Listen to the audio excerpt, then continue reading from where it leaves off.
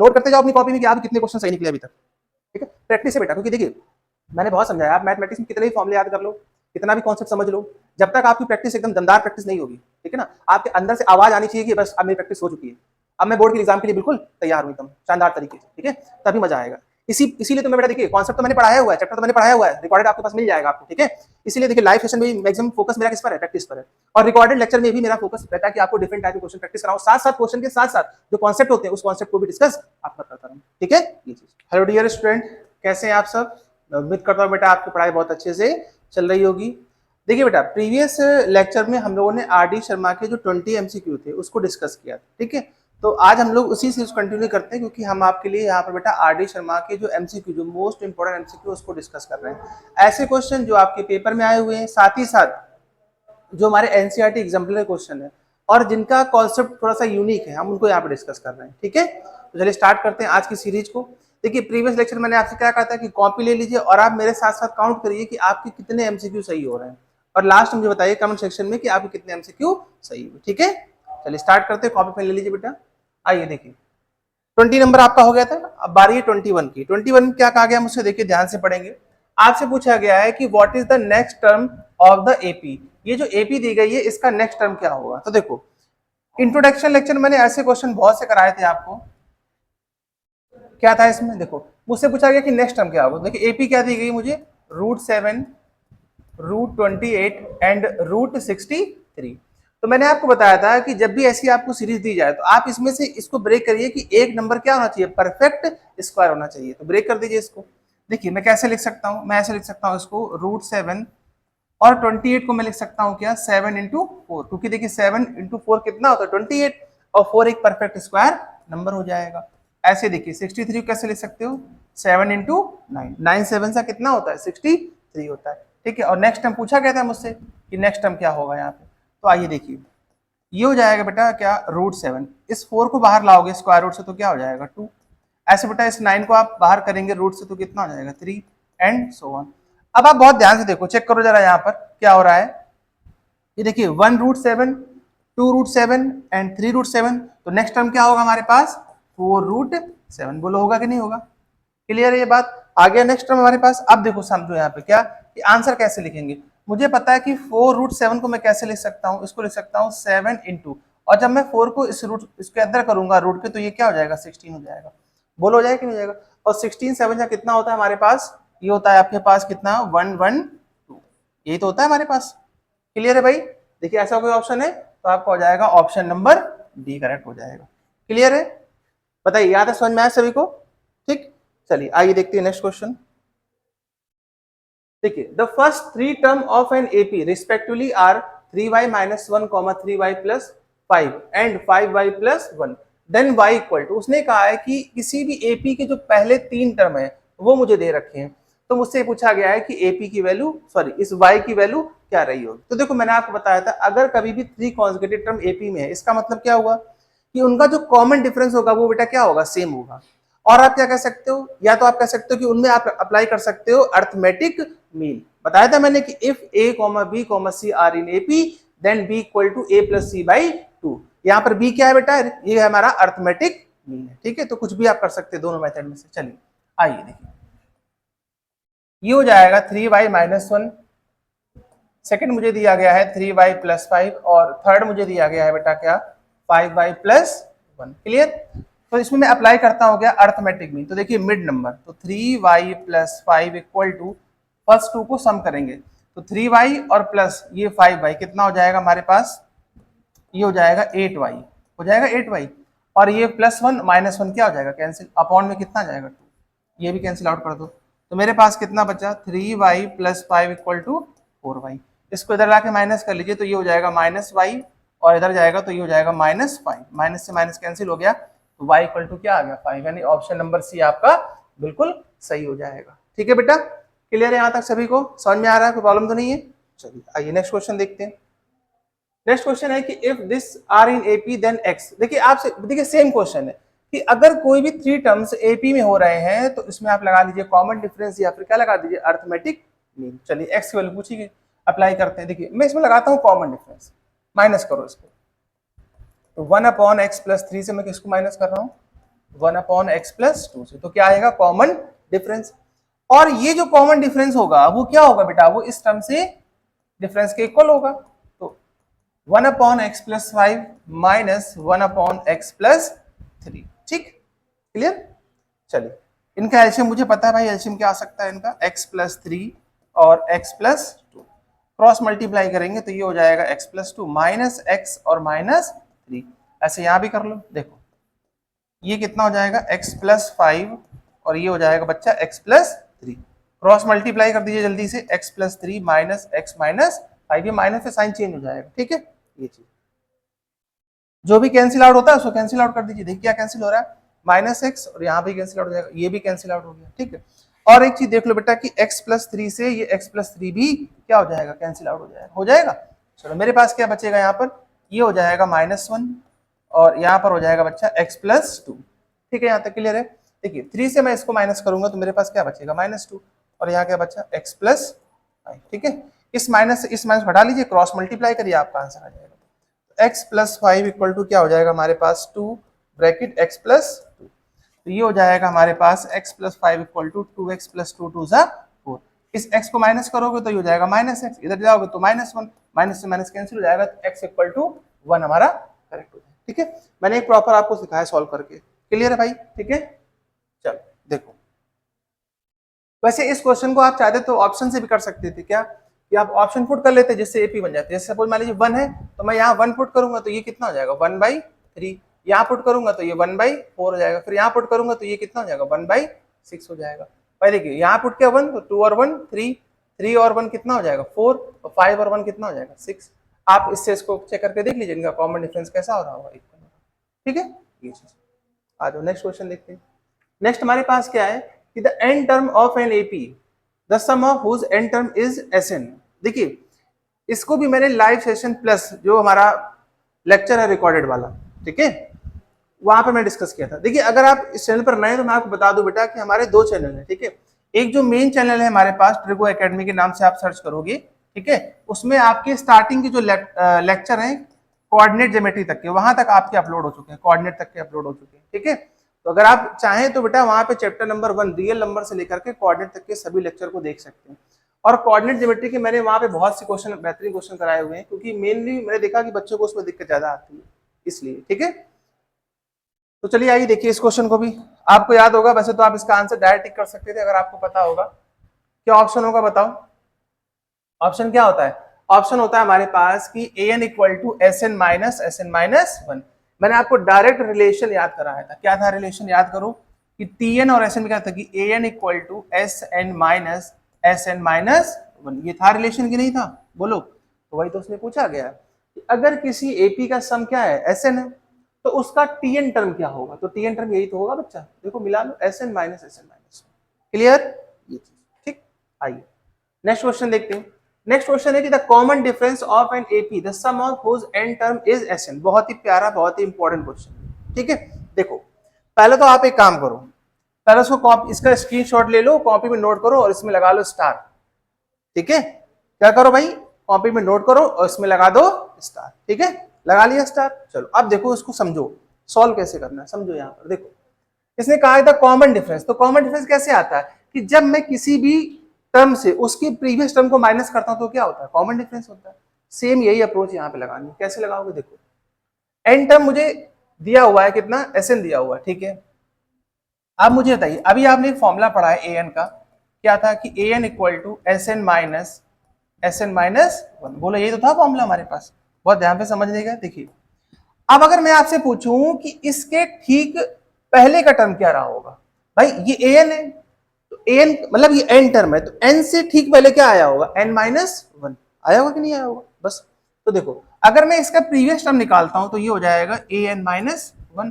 तो जहां जहां n है वहां आप क्या पुट करोगे, n माइनस 1। भाई सभी में एक एक कम करना पड़ेगा ना ये चीज, तो जब यहाँ पे कम करोगे तो ये हो जाएगा n माइनस 2। बोलो हो जाएगा कि नहीं हो जाएगा, क्लियर है ये बात। भाई देखो an का रिलेशन पता था, मैंने n से एक पहले का टर्म निकाला तो n माइनस 1, n माइनस 1, जब यहाँ -1 करोगे तो ये कितना हो जाएगा -2 हो जाएगा। क्लियर है यहाँ तक, ठीक। अब देखिए मुझे पता है कि अगर मुझे कॉमन डिफरेंस है तो मुझे क्या करना पड़ेगा कि नेक्स्ट टर्म से प्रीवियस टर्म क्या करना पड़ेगा, माइनस करना पड़ेगा। आइए देखिए इसको माइनस करते हैं, तो मैंने क्या दिखाया कि मैंने दिखाया कि मैं इक्वेशन 1 से इक्वेशन 2 को माइनस करूंगा, ठीक है। जरा इनको माइनस करो, तो ये हो जाएगा क्या कि an-1 इक्वल टू, बेटा यहाँ जब माइनस करोगे तो एस एन से इसको माइनस करोगे तो ये हो जाएगा SN-1 माइनस, और जब यहाँ पे माइनस करोगे तो ये कितना आ जाएगा, देखो यहाँ पर ये हो जाएगा अपने पास, एक मिनट, एक सेकंड, मैं इसको माइनस कर रहा हूँ, तो ये हो जाएगा SN-1, और ये वाला जो साइन है ये तो माइनस का ही रहेगा, और ये जो साइन है वो चेंज हो जाएगा, किस में हो जाएगा, पॉजिटिव हो जाएगा, SN-2। बस खत्म हो गया। देखो ये जो लिखा आपने, ये क्या लिखा कि आपने नेक्स्ट टर्म से प्रीवियस टर्म को माइनस किया, तो ये बेटा क्या है, कॉमन डिफरेंस है। जरा यहाँ देखो, ये वैल्यू और ये वैल्यू सेम है, तो माइनस और ये माइनस क्या हो जाएगा, प्लस हो जाएगा। तो SN2 SN-1 और प्लस यहाँ पर क्या लिखोगे, SN-2। अब आप भागते हुए जाइए, ऑप्शन में मैच कराइए, क्या ऐसा कोई ऑप्शन है, देखो SN-2 SN-1 प्लस SN-2, इसका मतलब ऑप्शन नंबर ए बिल्कुल हमारा करेक्ट हो जाएगा, बिल्कुल सही ऑप्शन, ठीक है। समझ में आया बेटा, तो अच्छा क्वेश्चन है, ठीक है। कई बार कंफ्यूजन हो जाता है कि कैसे करें, कुछ दिया भी नहीं गया, ना तो ए दिया गया ना डी दिया गया किसी भी, तो कैसे करें इसको। बस ये ध्यान रखिए, कॉमन डिफरेंस का मतलब क्या होता है कि किसी भी नेक्स्ट टर्म को उसकी प्रीवियस टर्म से जब माइनस करते हैं तो वो क्या आता है, कॉमन डिफरेंस आता है। तो ये हमारी एक अच्छी, कह सकते हैं कि अच्छे कॉन्सेप्ट है, बेसिक क्वेश्चन हमारे पास, ठीक है। ये चीज आइए देखिए, नेक्स्ट क्वेश्चन की तरफ चलते हैं।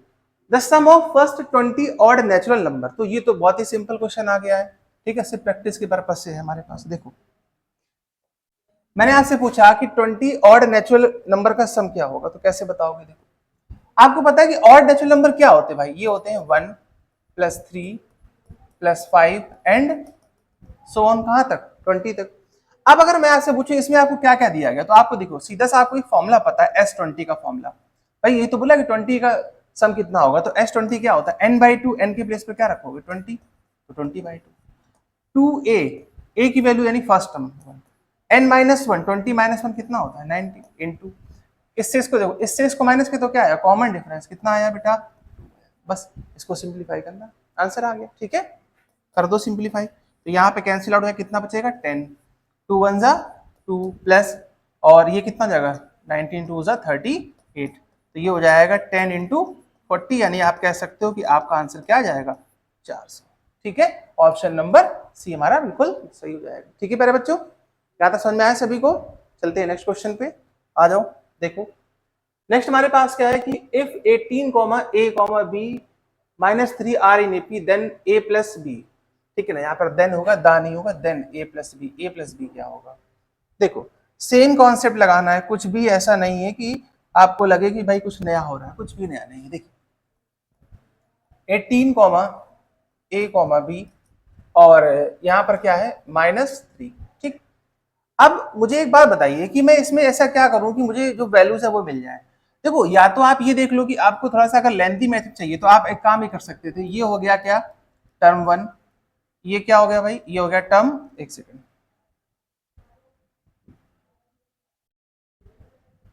ये हो गया टर्म 1, ये हो गया टर्म 2, और ये हो गया आपका टर्म 3, और ये हो गया है टर्म 4। तो या तो आप डायरेक्ट इसमें टीएल लगा लो, या फिर अर्थमेटिक मीन लगा लीजिए, या फिर कॉमन डिफरेंस लगा लीजिए। देखिए अगर मैं T1 की बात करूं तो T1 मतलब क्या होता है, फर्स्ट टर्म, ये तो है, देखो ना, if this are in AP, तो इस ए जो सीरीज का जो फर्स्ट टर्म है वो यही तो है, तो ए की वैल्यू कितनी होगी हमारे पास 18 हो गई, बोलो हो गई कि नहीं होगी 18। और T4 की वैल्यू आपको पता है क्या होती है, एक कम कर लो, a + 3d, तो a + 3d मुझे कितना दिया हुआ है -3, a की वैल्यू 18 है बेटा, यहाँ पुट कर दो, ये चीज क्लियर, इसको इधर भेजो, तो ये हो जाएगा 3d = 18 माइनस करोगे तो -21, तो ये बेटा कैंसिल आउट हो जाएगा, अरे यार d कैंसिल कर दिया, देखो 3 कैंसिल करेंगे तो यहाँ से d की वैल्यू कितनी आ गई -7 आ गई, बोलो आ गई कि नहीं आ गई -7, क्लियर। तो d की वैल्यू क्या आ गई -7 आ गई।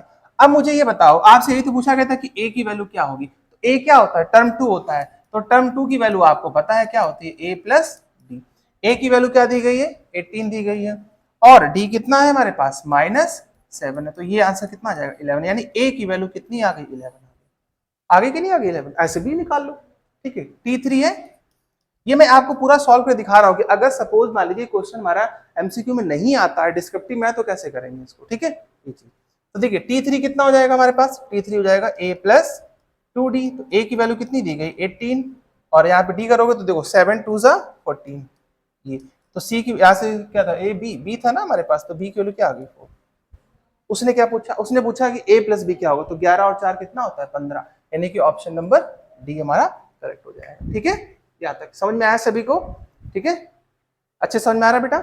चलो आ जाओ, नेक्स्ट क्वेश्चन देखते हैं। The first term of an AP is P and the common difference is Q, then its 10th term is, तो उसका 10th टर्म क्या होगा? देखो बहुत ही सिंपल है, उसने कहा कि जो पहला टर्म है एपी का वो कितना दे रखा है स्मॉल पी, चलिए बहुत अच्छी बात है। कॉमन डिफरेंस यानी डी की वैल्यू मुझे क्या दे रखी है, क्यू दे रखी है।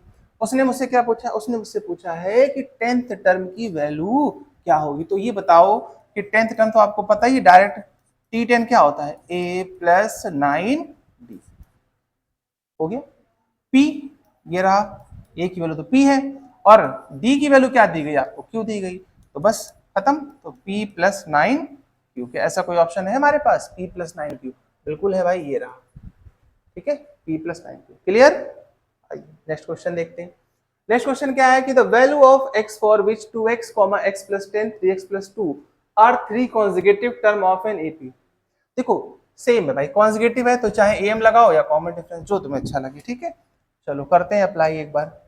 चलिए एम अप्लाई करते हैं, तो मिड नंबर x प्लस 10 ये किसके इक्वल होगा, ये होगा 2x प्लस, यहाँ पर कितना लिखोगे 3x प्लस 2, और किससे डिवाइड कर दोगे 2 से डिवाइड कर दोगे। ठीक है, चलिए 2 इसका क्रॉस मल्टीप्लाई कर दो, तो 2x प्लस 10 2 जा 20, 3 to 5 प्लस 2, इसको इधर ले आओ माइनस करो, कितना हो जाएगा 3x, ये इधर जाएगा बेटा तो ये हो जाएगा -18, माइनस से माइनस कैंसिल हो गया, 3 से 3 कैंसिल हो गया, तो 3 6 जा कितना आ गया 18 आ गया। तो देखिए लगभग सभी ऑप्शन सी निकल रहे हैं, सी मेरा बहुत फेवरेट ऑप्शन है। ठीक है, चले अच्छा आ जाओ भाई नेक्स्ट क्वेश्चन पे।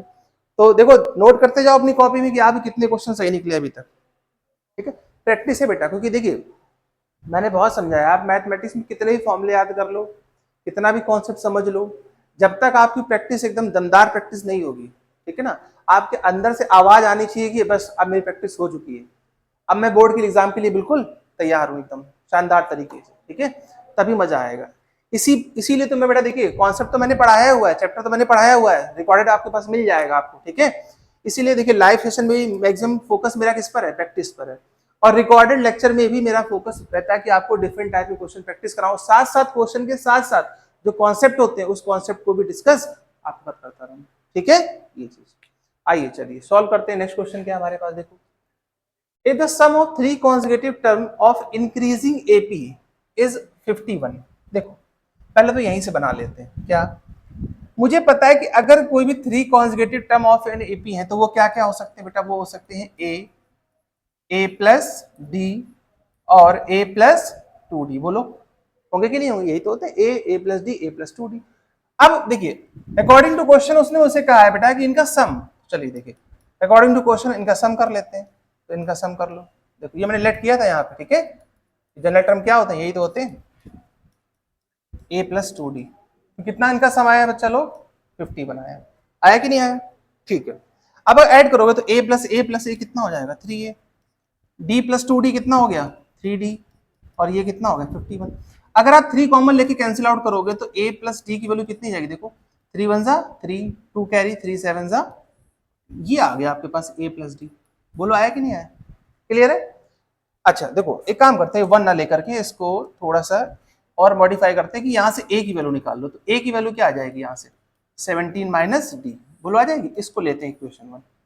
ठीक है, यहाँ तक सही है, कोई टेंशन वाली बात तो है नहीं यहाँ तक। चलो आ जाओ, देखो फिर अब देखिए हमने क्या किया, फर्स्ट पार्ट को पढ़ा, बना लिया क्वेश्चन, ठीक है, सेकंड पढ़ेंगे एंड द प्रोडक्ट। देखो अभी तक बात थी सम की, अब बात हो गई है किसकी, प्रोडक्ट की। लेकिन किसका प्रोडक्ट, ध्यान से पढ़ो, फर्स्ट एंड थर्ड, यानी पहले वाले का और तीसरे वाले का जो प्रोडक्ट है वो कितना दिया गया 273। आ जाओ देखो भाई, तो देखिए अकॉर्डिंग टू क्वेश्चन फर्स्ट वाले का मल्टीप्लाई किसमें करना है, थर्ड वाले में करना है, कर दो मल्टीप्लाई इसका a प्लस 2d। तो जब आप मल्टीप्लाई करोगे तो आप पाओगे बेटा ये कितना आ रहा है 273, आ रहा कि नहीं आ रहा? अब एक चीज देखो, a की वैल्यू क्या है 17 माइनस डी, जहां जहां a वहां रख लो, देखो तो ये हो जाएगा 17 माइनस डी ब्रैकेट। जब आप यहाँ रखोगे a के प्लेस पे कितना रखोगे 17 माइनस डी, और ये पहले से लिखा हुआ है 2d, और इस तरफ यही रहेगा 273। अब चेक करो, बहुत ध्यान से चेक करो, क्या देखो 17 माइनस डी, और देखो 2d से d जाएगा तो कितना बचेगा, प्लस का d बचेगा, बचेगा कि नहीं बचेगा, प्लस का d। अब देखो आपका फेवरेट फॉर्मूला आ गया बेटा, क्या जो आप बचपन से पढ़ते आए थे, a minus B A plus B, A square minus B square, यही तो था। चलो तो ये देखिए 17 का स्क्वायर कितना होता है 289, ये चीज डी स्क्वायर 273, तो बेटा यहाँ से कितना आ जाएगा minus D square equal to, इसको माइनस करेंगे तो कितना बचेगा 7 और 9, ये कितना हो गया 16, वो भी निगेटिव, तो ये कैंसिल आउट हो जाएगा, तो डी की वैल्यू यहाँ से क्या आ जाएगी प्लस माइनस 4 आ जाएगी। लेकिन उसने कहा था कि इंक्रीजिंग है, तो फिर आप डी की वैल्यू क्या ले सकते हो 4 ले सकते हो, ठीक है। कोई भी मन में डाउट शंका नहीं रहनी चाहिए, ठीक। तो डी की वैल्यू क्या हो गई 4 हो गई। चलो देखो, अब जब डी की वैल्यू 4 हो गई है तो उसने क्या पूछा था, इसका थर्ड टर्म क्या होगा। देखो एक बार बताओ, अगर डी की वैल्यू 4 है तो क्या आप ए नहीं निकाल पाओगे यहाँ से, देखो जरा ध्यान से समझो, यहाँ से ए निकालो, ए की वैल्यू क्या आ जाएगी, ए की वैल्यू आ जाएगी 17 माइनस 4, इसका मतलब बेटा यहाँ से ए कितना आ गया हमारे पास, डी की वैल्यू 4 थी ना, हाँ यहाँ पुट कर लो, तो ये कितना आ जाएगा 13, तो ए की वैल्यू कितनी आ गई 13 आ गई, आगे कि नहीं आगे। उसने क्या पूछा था, उसने पूछा कि थर्ड टर्म की वैल्यू क्या होगी, थर्ड टर्म मतलब क्या होता है T3, और T3 अपन लोग कितना था a प्लस 2d, बस फटाफट आंसर पुट करने का, कितना आएगा देखो 13 प्लस 2 इंटू डी कितना था अपने पास 4, तो ये हो जाएगा 13 प्लस 8, तो 13 प्लस 8 आई थिंक 21 होता है, फिर से ऑप्शन नंबर सी। तुम लोग सोच रहे हो जानबूझ के सब सी सही रखें, ऐसा नहीं है, ठीक है, मैं कोई काम जानबूझ के नहीं करता हूँ। देखो बेटा, तो ये क्या हो जाएगा 21 हो जाएगा। क्लियर, समझ में आया कि नहीं आया, वैसे लग नहीं रहा था कि एमसीक्यू वाला क्वेश्चन है, ठीक है, अच्छा खासा क्वेश्चन है सब्जेक्टिव वाला। आ जा बच्चा लोग, इसको भी देखते हैं। 31 देखो, 31 में क्या पूछा गया है कि आपसे कहा गया है कि इस सीरीज का सम बताना, कहां तक, एन तक बताना है, ठीक है। देखो ये सीरीज बहुत ही प्यारी सीरीज है, प्यारी क्यों है बेटा ये, क्योंकि इसमें एक्चुअल में है क्या कि इसमें दो सीरीज हैं, आपको दिख रहा होगा एक सीरीज, लेकिन ऐसा नहीं है, इसमें दो सीरीज दी गई, ठीक है। पहचानो, पहचान कौन कंपटीशन चल रहा है यहाँ पे, पहचानने का ही कंपटीशन है। देखो कौन किसको कैसे पहचानता है, आइए देखिए, मैं इस चीज को अलग कर दूं, मैंने क्या लिखा 3 प्लस 3 प्लस 3, और कहां तक ले जाना है इसको एन तक, देखो लिख सकते हैं ना भाई, ऐसे देखिए 3 प्लस 3 प्लस 3 एन तक जाना है, ठीक है। अब यहाँ देखो 1 by n minus 2 by n 3 by n, तो हम लोग एक काम कर सकते थे, जब सभी के पास 1 अपॉन एन कॉमन है तो क्यों ना कॉमन कर लिया जाए, कर लिया कॉमन, बचा क्या 1 2 3 4 5, लिख दो 1 2 3 4, और कहां तक जाना है मुझे एन तक जाना है, ठीक है। अब मुझे ये बताओ 3 3 3 3 एन टाइम, क्या इसको ऐड करने के लिए किसी फॉर्मूले की जरूरत है, क्या जरूरत है भाई, सीधा ही हो जाएगा 3n, बात खत्म। अच्छा यहाँ आ जाओ 1 बाई एन, अब बहुत इस ध्यान से समझो बेटा, ये क्या लिखा हुआ है, ये लिखा हुआ है sum of first n natural number, जिसका फॉर्मूला हमारे महान मैथमेटिशियन गॉस जी ने दिया था, ठीक है। पेपर पूछा गया है कि सम ऑफ फर्स्ट नेचुरल नंबर या 100 नेचुरल नंबर का फॉर्मूला किसने दिया था, गॉस ने दिया था, ठीक है। एनसीईआरटी एग्जाम्पलर में दिया, जाके पढ़ेंगे जाके अभी, ठीक है घर पे। देखो तो जब इसको आप ऐड करोगे तो ये क्या हो जाएगा n प्लस 1 और डिवाइडेड बाई 2, फॉर्मूला ना पता हो तो नोट कर लो कॉपी में, sum of first n natural formula क्या होता है n प्लस 1 बाई 2। तो चलो देखो यहाँ से ये n से n क्या हो गया, अपने घर चला गया, एल्शियम लिया गया क्या ऑप्शन के हिसाब से, हाँ लग तो रहा है। देखो 2 3 जा 6, यहाँ पे देखिए जब माइनस ओपन करोगे तो ये हो जाएगा माइनस का n, और अपॉन में कितना हो जाएगा 2, ठीक है। तो 6n से जब मैं इसको माइनस करूंगा तो कितना हो जाएगा 5n, तो वही लिखा गया भाई क्या कि 5n माइनस 1, ऐसा कोई ऑप्शन है 1/2 5n माइनस 1, यहाँ भी सी ऑप्शन ही सही निकल रहा है, ठीक। ये चीज क्या कर सकते हैं, सब कुछ सी ही सी सही है। आ जाओ देखो 32 देखते हैं एक बार, क्या है हमारे पास, the sum of first 16 term of an AP. अच्छा उसने कहा कि फर्स्ट 16 टर्म क्या होंगे, सम क्या होगा इस एपी का। अब देखो जरा इस पर ध्यान दो, सीरीज क्या हो रही है, डिक्रीज हो रही है, घट रही है। अब अगर सीरीज घट रही है तो ऑब्वियस सी बात है उसका सम कैसा आएगा, नेगेटिव ही तो आएगा, बोलो क्लियर है। चलिए आइए देखिए, तो उसने पूछा कि सम ऑफ फर्स्ट 16 टर्म, तो मुझे ये बात पता है कि S16 की वैल्यू क्या होती है n/2, तो 16/2, ठीक है। 2a, तो 2 इंटू ए की वैल्यू क्या दी गई है, देखो a की वैल्यू क्या दी गई है 10 दी गई है, बहुत अच्छी बात है। n-1 तो 16 से एक कम करोगे तो क्या आ जाएगा 15, ये भी बहुत अच्छी बात है। आइए इससे इसको माइनस करते हैं, बस यहीं पे गलती जाती है। हम लोग क्या देखते हैं यार 4 कम हो रहा है, चलो 4 रख देते भाई, निगेटिव निगेटिव घट रही है सीरीज, यहाँ क्या आ जाएगा -4 आ जाएगा ये चीज, ठीक है ये चीज।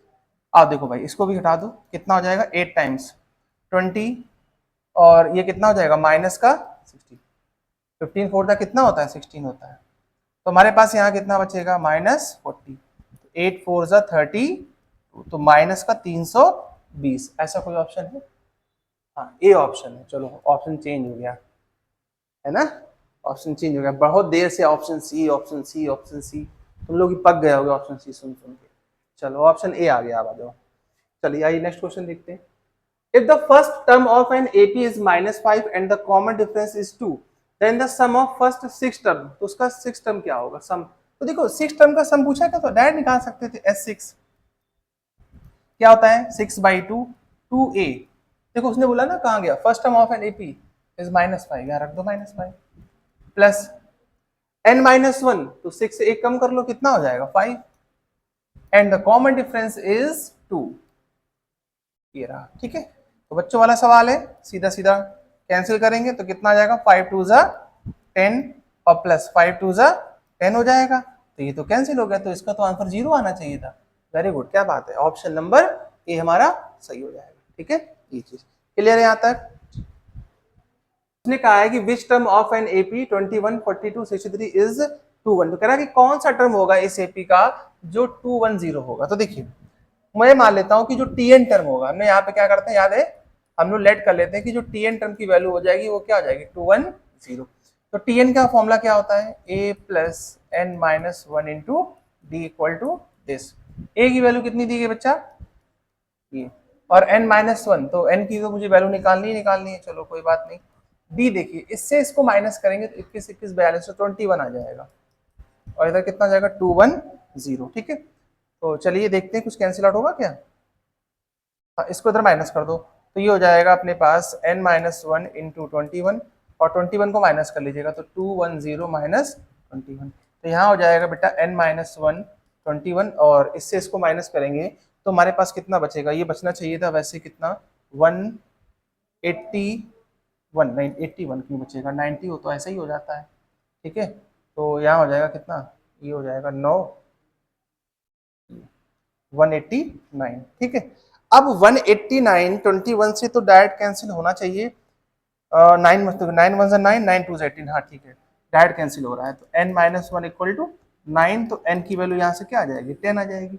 उसने क्या पूछा था which term of an AP this, अच्छा यही तो पूछा था, हाँ तो कौन सा टर्म आ गया हमारे पास 10th टर्म आ गया, ऑप्शन नंबर बी, ठीक है बच्चा करेक्ट। चलिए तो इस सीरीज का ये लास्ट क्वेश्चन है, इसको डिस्कस कर लेते हैं। If the second term of an AP is 13 and the fifth term is 25, देखो उसने बोला है कि T2 की वैल्यू क्या दे रखी है आपको 13 दे रखी है, तो T2 क्या होता है A प्लस डी, तो A प्लस डी की वैल्यू क्या दे रखी है 13, ये क्लियर है यहाँ तक, ठीक है। And the fifth term is 25, और आपको क्या दिया गया कि जो फिफ्थ टर्म है बेटा वो कितना दिया गया है 25, तो मुझे बताएंगे फिफ्थ टर्म की वैल्यू क्या होती है A plus 4D equal to 25, क्लियर है ये बात, ये हो गई इक्वेशन 2।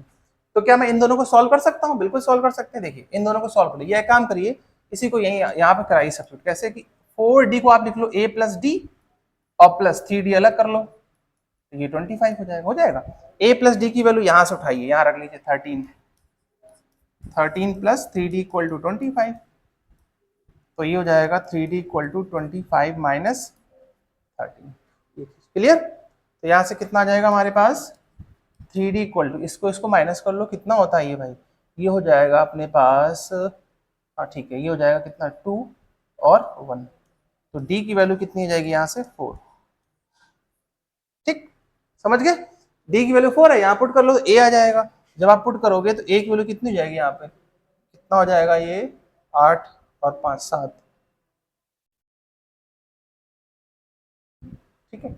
सॉरी एक मिनट A की वैल्यू निकाल ली ना यहाँ तो यहाँ से माइनस करोगे तो कितना बचेगा 9, A की वैल्यू क्या आ गई 9 आ गई। उसने क्या पूछा है कि सेवेंथ टर्म की वैल्यू क्या होगी, T7 निकालो, तो T7 क्या होता है A प्लस 6D, तो A की वैल्यू कितनी आई थी 9 आई थी, ठीक है। 6 इंटू डी कितना आया था 4 आया था, कर लो मल्टीप्लाई, तो 9 प्लस 6 4 जा 24, तो ये कितना हो जाएगा 33। ऐसा कोई ऑप्शन है? बिल्कुल है, ऑप्शन नंबर बी आपका करेक्ट हो जाएगा। ठीक है मेरे बच्चों यहाँ तक? ठीक है, तो ये आपके जो है आर डी शर्मा के जो एमसीक्यू हैं वो आपके अर्थमेटिक क्वेश्चन तक के कंप्लीट हो गए। ठीक है, तो आपके जो स्टार्टिंग के जो 5 चैप्टर हैं वो आप यहाँ तक एमसीक्यू कंप्लीट हो गए। ठीक है, इसके आगे हम और भी करेंगे कंटिन्यू सीरीज को जब तक आपके पूरे कंप्लीट प्रोबेबिलिटी तक नहीं कर लेते क्वेश्चन आर डी शर्मा। ठीक है, आपको सीरीज कंटिन्यू मिलती रही रिकॉर्ड फॉर्म में। अगर आप चैनल पर नए हैं तो बेटा इसको अपने दोस्तों से इसको जो शेयर करिएगा, वीडियो को लाइक करिएगा। ठीक है, बाकी पढ़ते रहो, मस्ती के साथ एंजॉय करो, कोई प्रॉब्लम हो तो पूछते रहो। मिलते हैं नेक्स्ट लेक्चर में। ठीक है, thank you so much, bye bye.